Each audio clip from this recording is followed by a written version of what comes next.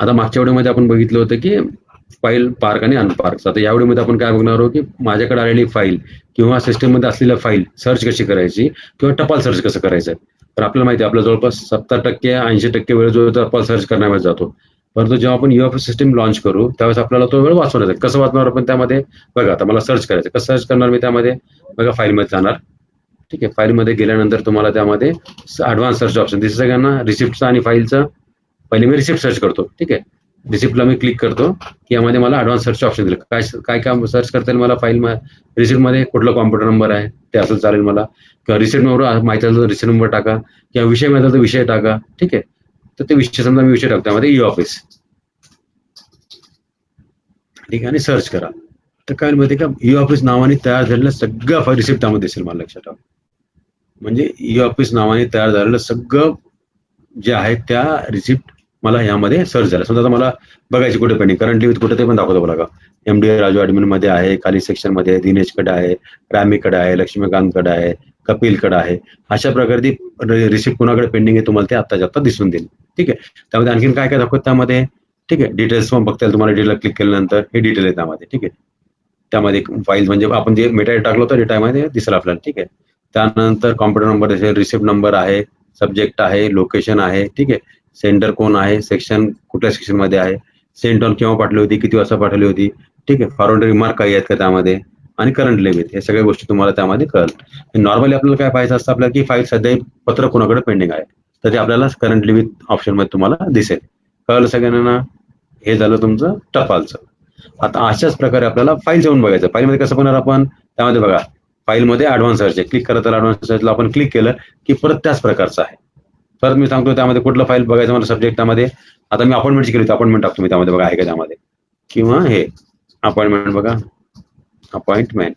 ठीक आहे. Search file बघा. अपॉइंटमेंटच्या फाईल 2 आल्या माझ्याकडे. बरोबर आहे. तर अपॉइंटमेंटच्या 2 फाईल माझ्याकडे यामध्ये दिसल्यात. बरोबर आहे मला. आता कोणाकडे करंटली आहे ते करंटली विथ निलोफर यास्मिन यांच्याकडे ते पेंडिंग आहेत फाईल. कळलं. अशा प्रकारे आपण ॲडव्हान्स सर्च मध्ये जाऊन फाईल कुणाकडे पेंडिंग आहे ते सगळं पूर्ण आपण त्यामध्ये बघू शकतो. याच्यामध्ये आणखी लक्षात ठेवा यामध्ये पुलअप ऑप्शन दिलेलं आहे. हे तुम्ही ते वापरू नका. ठीक आहे. पुलअप ऑप्शन आपल्याला वापरायचं नाही. पुलअप केलं ती फाईल त्या व्यक्तीकडनं म्हणजे निलोफरकडून निघून तुमच्याकडे येईल ती डायरेक्ट. लक्षात ठेवा. तर अशा प्रकारचं तुम्ही ऑप्शन त्यामध्ये वापरू नका. समजा आता आपल्याला एखाद्या पत्राची पूर्ण हिस्ट्री पाहिजे आपल्याला. ते टपाल कुठं कुठं फिरलं होतं, कसं कसं फिरलं ते जर पाहिजे तर कसं बनणार आपण आपल्या रिसिप्टच्या इनबॉक्समध्ये जाणार. ठीक आहे. किंवा आपण सेंडमध्ये समजा माझं सेंड केलं लेटर कसं पुढे गेलं ते बघायचं असेल तर माझ्या सेंड बॉक्समध्ये जाईल मी. ठीक आहे. कुठलं एक पत्र मी ओपन करतो माझं. ठीक आहे. ओपन करत त्याला ओपन केल्यानंतर बघा राईट हँड साईड तुम्हाला दिसतं बघा त्यामध्ये खाली मुवमेंटमध्ये एकच आहे त्यामध्ये एकच पाठवलं होतं आपण. तसं मल्टिपल मुवमेंट्स बघू आपण त्यामध्ये सेंडमध्ये आणखीन कुठले असतील तर यामध्ये पण एकच दिलेलं आहे. तर अशा प्रकारे तुम्ही जे आहे पत्रला सिलेक्ट करून त्यामध्ये वरती मुवमेंटला क्लिक करावं लागेल तुम्हाला. तर बघा यामध्ये बघा कशी तुम्हाला सगळ्यात पहिले फाईल केव्हा तयार झाली. तुमची ही फाईल झाली होती 4 तारखेला 3:29. ठीक आहे. कोणी तयार केली होती ती सेल कोणी केली सुरेशने केली होती. कोणाला गरजांना केली होती. कशा करता केली होती ऍक्शन करता प्लीज एक्झामिन पुटअप करता है ना, आणि अर्जंट बेसिस मध्ये मारलं होतं. त्यानंतर ती फाईल परत गरजेंनी सुरेश्वरला पाठवली. किती वाजता पाठवली 4:34 पाठवली. म्हणजे पत्र लक्षात ठेवा पत्र पाठवलं सांगतोय तुम्हाला. परत सुरेश्वरांनी 3:45 परत मला पाठवले.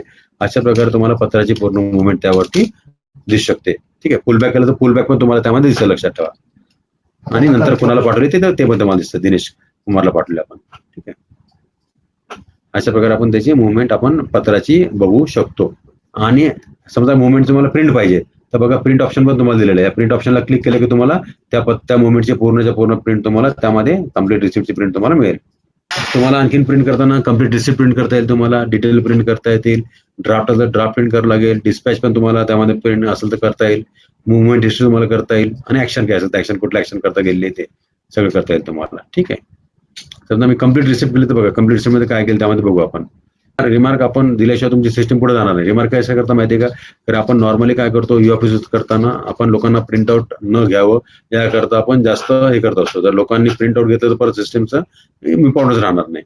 तर आपण नॉर्मली प्रिंट कोणा करता घेतो कोर्ट मॅटर करता घेतो किंवा आणखी कोणाला फोटो करायचा किंवा RTI मॅटरमध्ये पाठवायचं त्याकरता आपण त्याची प्रिंट घेतो. आता मी कोर्ट मॅटर लिहिला आणि डाउनलोड करतो त्यामध्ये, किंवा प्रिव्ह्यू पण तुम्हाला करता येईल.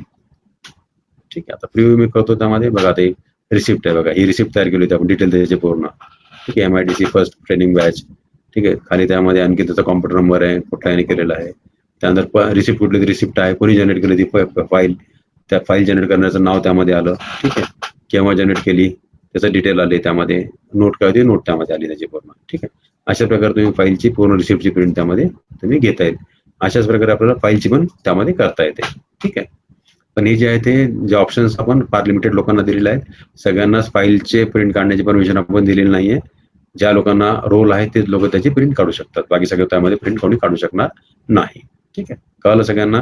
अशा प्रकारे आपण मुवमेंटची जी आहे ते प्रिंट काढू शकतो किंवा बघू शकतो, सध्या पत्र कोणाकडे पेंडिंग आहे ते कळण्याकरता. कळलं. ठीक आहे, आता आपण या व्हिडिओमध्ये आपण काय बघितलं आता की फाईल टपल सर्च कसं करायचं, फाईल सर्च कसं करायची. ठीक आहे, त्यानंतर त्याची मुवमेंटची प्रिंटआउट कशी काढायची.